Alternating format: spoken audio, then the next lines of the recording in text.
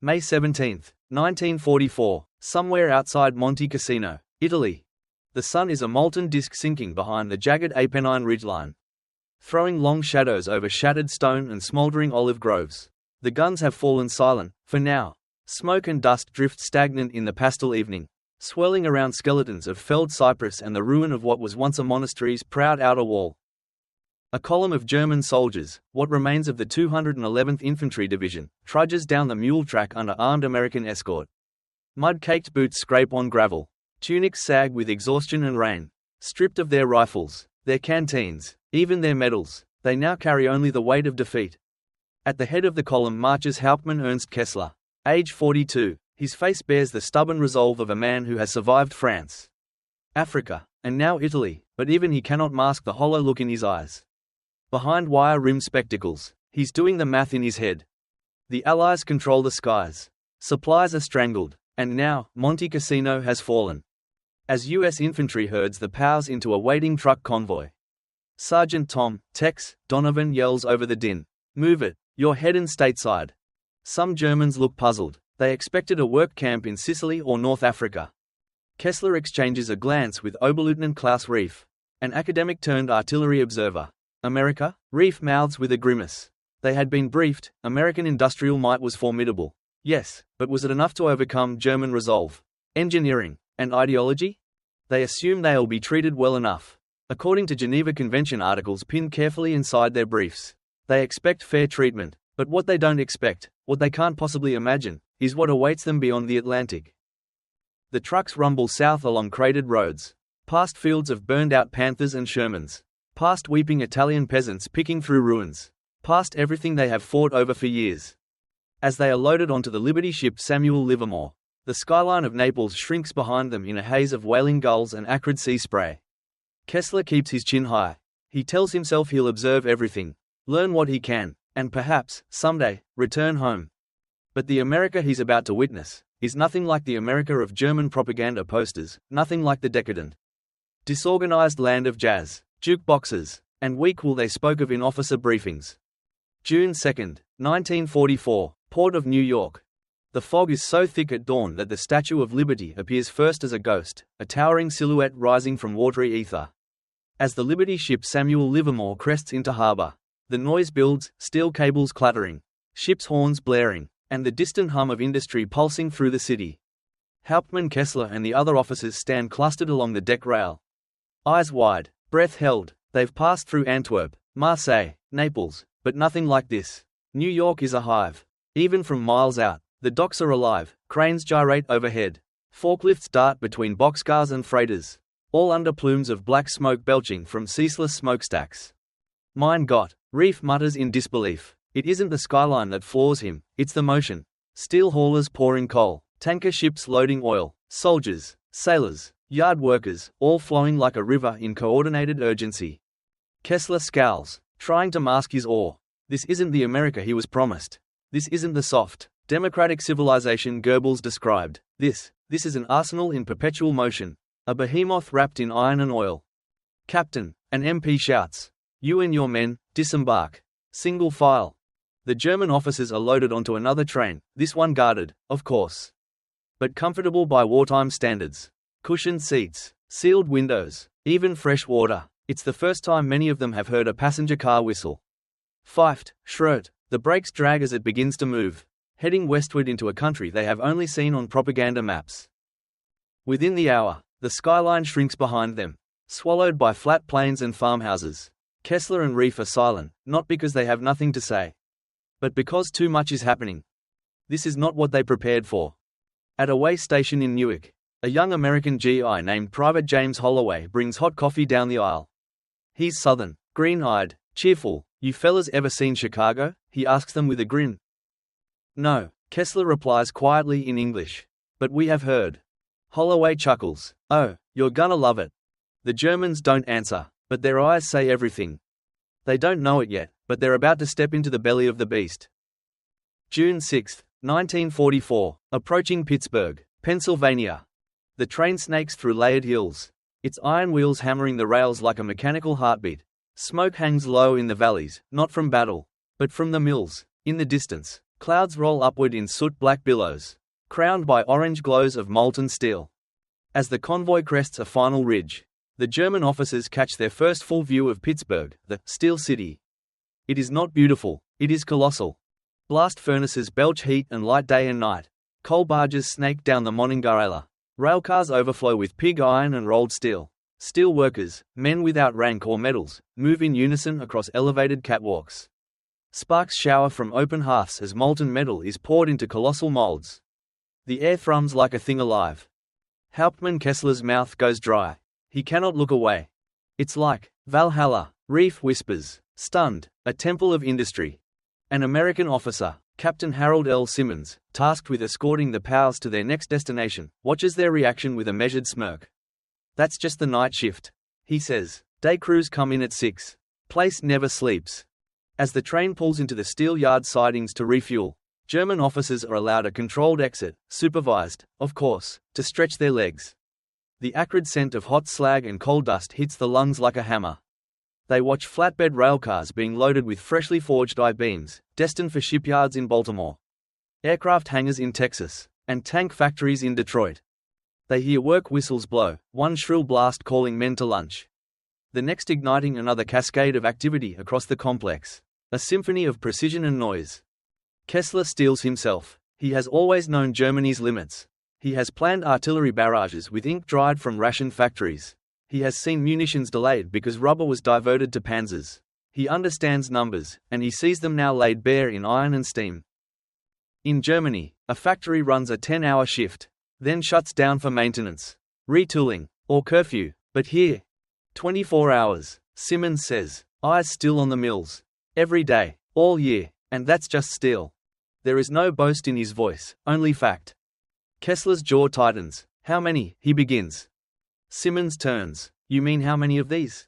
In America? Or how many more coming? Neither man answers. The question doesn't need one. The war hadn't only arrived in Europe and the Pacific, it was being built here. On an industrial Titanic scale the Germans never anticipated. For the first time, a sliver of truth forces its way into Kessler's mind. Germany was not just losing the war. Germany was outbuilt. The whistle blows again. The German officers are reloaded and the train glides onward, deeper into the heart of American industry. June 9, 1944, Detroit, Michigan. It's early morning, but the sky is already aflame with the glow of industry. The air is thick with smoke, steam, and the tang of machine oil, as the train clatters past mile after mile of warehouses, assembly buildings, and rail yards. The German POWs press their faces to the glass. Detroit is not just a city, it is a living organism. And its heartbeat is metal. Rows upon rows of factories stretch to the horizon, each one adorned with the names of companies the Germans once knew only from captured jeeps or aircraft specs: Ford, Packard, General Motors, Chrysler.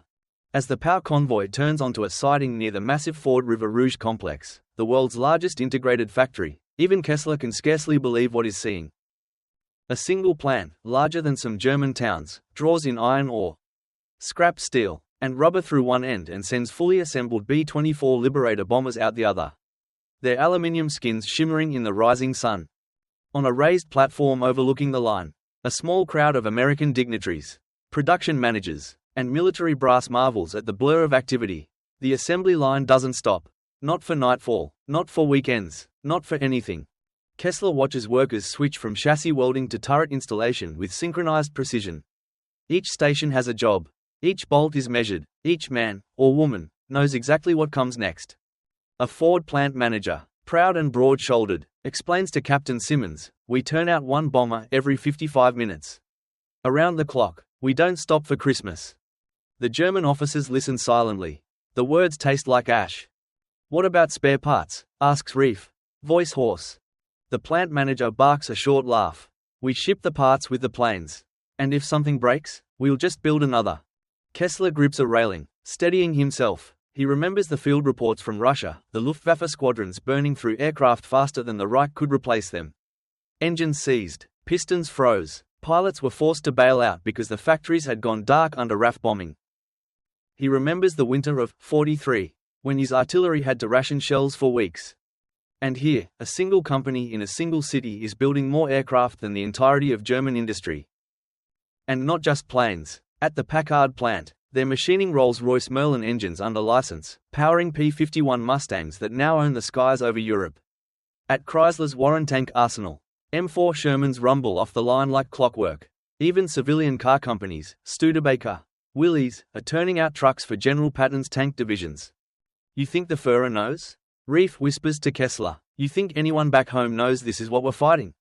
Kessler doesn't respond. His silence speaks louder than words. The realization is dawning, slowly, irrefutably. They were never fighting just an army. They were fighting a machine, one that does not stop, one that cannot be bombed into silence, one that manufactures victory. And Detroit is its beating heart. June 12, 1944, Chicago, Illinois. The next morning, the convoy rolls into the Midwest's second Titan, Chicago. The sun glints off Lake Michigan as the skyline rises ahead. But what commands the Germans' attention aren't the skyscrapers, it's what lies behind them. Smokestacks and silos form a jagged crown around the city. Silhouetted by dawn, trains branch off in more directions than Kessler can count, an iron spiderweb feeding foundries, warehouses, and assembly lines. Everything is in motion. As the German officers disembark under tight guard, they're marched past the Chicago and Northwestern rail yards, a labyrinth of switches, sidings, locomotives, and freight cars. Coal burns, diesel roars, whistles shriek. 1,000 railroad workers haul boxcars stacked with copper, oil drums, and crated aviation components. It is here, in this nerve center where rail and river meet, that Captain Simmons gestures toward a towering assembly hangar belonging to Douglas Aircraft Company. Inside, the scale is staggering. The hangar houses rows of half-assembled C-47 Skytrains, the very same aircraft that had dropped American paratroopers over Normandy just days earlier. German POWs pause beneath the shadow of one gleaming fuselage, its aluminium skin still unpainted, rivets catching the overhead lights. Foreman Walt Kensington, sleeves rolled and grease on his cheek, guides them through the bedlam. You see that? He shouts over the roar of pneumatic tools. Those cargo planes, they'll be hauling supplies over the hump in Burma by next month. And we ain't stoppin' till every damn soldier gets what he needs. Kessler nods numbly, mind racing. These aren't the sputtering biplane factories of Weimar Germany. These are hangars the size of cathedrals, fed by entire ecosystems of parts manufacturers, tooling plants, and power stations. Here, planes aren't delicately handcrafted by master engineers. Here, they're stamped, riveted, and rolled off the line like toasters. Beside him, Oberleutnant Reif continues watching the activity, his voice barely audible. We built the Me-262 jet, with master technicians. It took months, he mutters. And he points toward an assembly team riveting a fuselage panel in perfect rhythm, build a fleet before lunch. Reif's knees nearly give way under the weight of revelation. America doesn't just have factories. It has systems for feeding, supplying, distributing, and modernizing them, a nationwide organism, a living equation of labor, steel, and will. Under a massive banner reading, "Production means victory," the German captives are led back outside. A freight train loaded with Pratt & Whitney engines blasts its whistle and disappears toward the coast. Somewhere across the Atlantic, more Thunderbolts and Mustangs are being assembled, fueled, armed. A line from Roosevelt's speech echoes through the cavernous building, the great arsenal of democracy. And for the first time, Kessler and his fellow officers understand the weight of those words. June 14, 1944, en route to Fort Sheridan Power Camp, Illinois.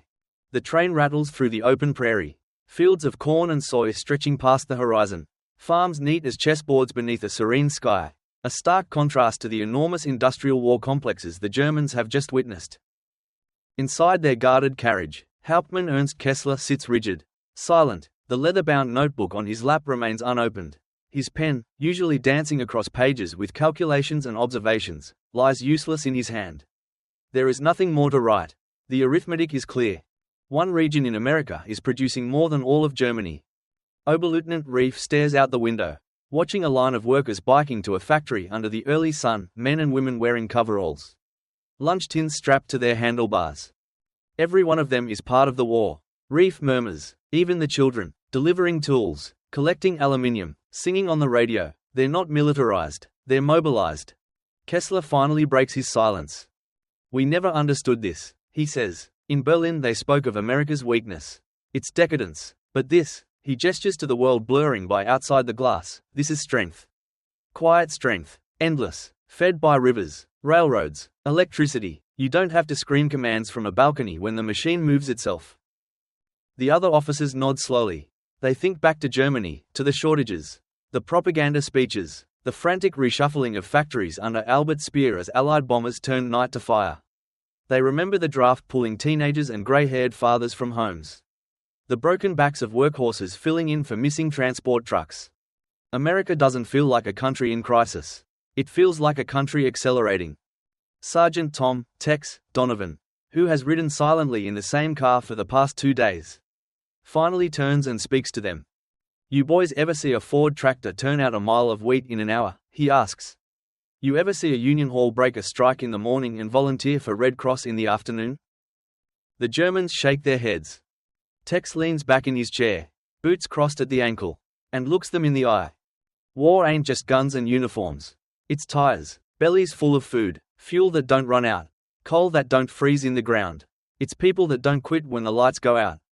His voice isn't mocking, it's solemn, even familiar. Because he knows men like these have stared down American soldiers in hedgerows, bunkers, cities. He knows they fought hard, killed hard, died hard. But he also knows, now they have seen behind the curtain. It's not just Detroit. It's not just Pittsburgh. It's not just Chicago. It's 48 states in concert. Millions of men and women. A nation that built not just weapons, but the means to keep building them. Then, quietly, Kessler speaks, his tone firm, but his eyes hollow. "It was then," he says, more to himself than anyone in particular, "that we knew the war was lost. Not in Stalingrad. Not in Normandy. Not even in Berlin. But here, on a nameless rail line in America's heartland, watching the smokestacks blur by." June 15, 1944, Fort Sheridan POW Camp, Illinois. The sprawling grounds of Fort Sheridan sit under a cloud-streaked summer sky. Quiet and orderly, rows of barracks and guard towers line broad dirt avenues. Beyond the wire, Lake Michigan stretches into a shimmering horizon, its waves lapping lazily against sand. It is a peaceful place. Almost too peaceful for men coming from shattered Monte Cassino. The German officers are processed quickly. Their names, ranks, and regiments are logged with bureaucratic precision. They are assigned bunks, mess slots, work rosters. It's all clean, efficient, predictable. As they settle in, the barrack chatter reflects a mix of disbelief and introspection. Oberleutnant Reif sits on his cot, speaking quietly with Oberstleutnant Heinrich Stoltz, an older officer captured weeks earlier in North Africa. Stoltz has already seen several American cities during transport from his first holding camp. "You saw Detroit, Pittsburgh, Chicago," Stoltz says with a weary smile, "and now you understand why our rockets and panzers were never enough." Reif nods numbly. "We built miracles, but only a handful at a time. They build fleets before breakfast. We were craftsmen," Stoltz says. "They are manufacturers." On the other side of the room, Kessler sits alone, staring at a single folded paper on the floor, a Red Cross newsletter in German. The headline mentions the recent D-Day landings. Allied forces establish beachhead in Normandy. He knows what it means. Those C-47s they saw in Chicago are already flying reinforcements over the channel. Those Shermans from Detroit are already rolling through hedgerows. Those bullets from Pittsburgh are already rattling in GI cartridge belts. The realization is crushing, and yet, there is a strange quiet in it. The clarity of seeing a truth one fought to deny. The sound of a harmonica drifts through the barracks window, played by one of the American guards outside. A slow, sad tune, but steady, like the heartbeat of the factory lines the Germans had just seen. Kessler finally picks up his pen again. He opens his notebook and writes, "This America does not hate us. It conquers us with numbers, with machines, with relentless motion, and it leaves us to ponder the ruins of our philosophy." He closes the notebook, leans back, and lets out a long, thin breath. Somewhere in the distance, a freight whistle blows, another train heading toward another factory. There will be more planes, more tanks, more food, more men. A war Germany can no longer match, a future it cannot reach. And in the calm of that moment, the men who once believed in an empire silently accept a new truth. They were built to march. America was built to move. And movement, in this war, wins.